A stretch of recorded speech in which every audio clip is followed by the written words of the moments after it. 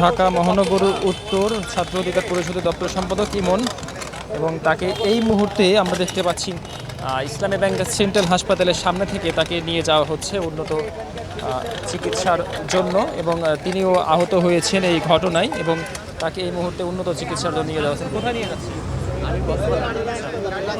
তাকে কোথায় নিয়ে যাচ্ছেন এখন? এই পাশে এখানে আর বেড পাওয়া যাচ্ছে না, তার অবস্থা খুবই গুরুতর। তাকে পাশের আচ্ছা, তাকে চিকিৎসার জন্য আরেকটি হাসপাতালে নেওয়া হচ্ছে ইমনকে, এবং ইমন সহ যারা এখানে নেতৃবৃন্দ আছেন আমরা অনেকেই দেখেছি যে তাদেরকে বিভিন্ন জায়গাতে কিন্তু উন্নত চিকিৎসার জন্য নিয়ে যাওয়া হচ্ছে হাসপাতাল থেকে, এবং মূলত প্রাথমিক চিকিৎসার জন্য এখানে এনেছিলেন কাছাকাছি হওয়াতে।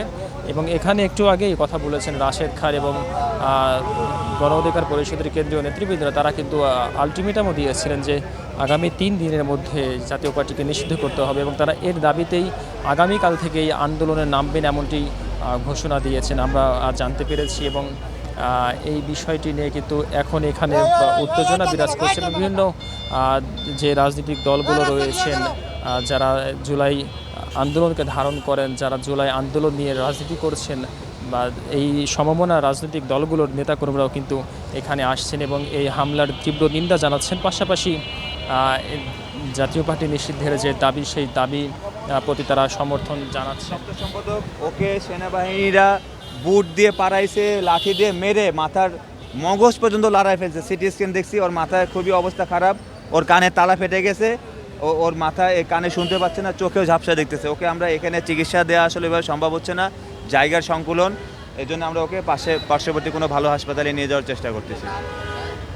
ওর নাম হচ্ছে ইমন, ওর বাসা রংপুর নীলফামারী, ও ঢাকাতেই বসবাস করে, লেখাপড়া করে ঢাকাতেই, মিরপুর কলেজে লেখাপড়া করে, এবং ঢাকা মহানগর উত্তর ছাত্র অধিকার পরিষদের দপ্তর সম্পাদক হিসেবে দায়িত্ব পালন করছে।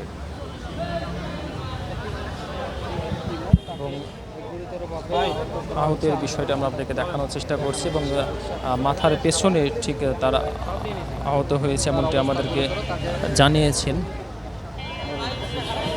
এবং মাথার ঠিক ডান পাশে আঘাতের চিহ্ন রয়েছে, এবং তাকে এই মুহূর্তে নিয়ে যাওয়া হচ্ছে উন্নত চিকিৎসার জন্য।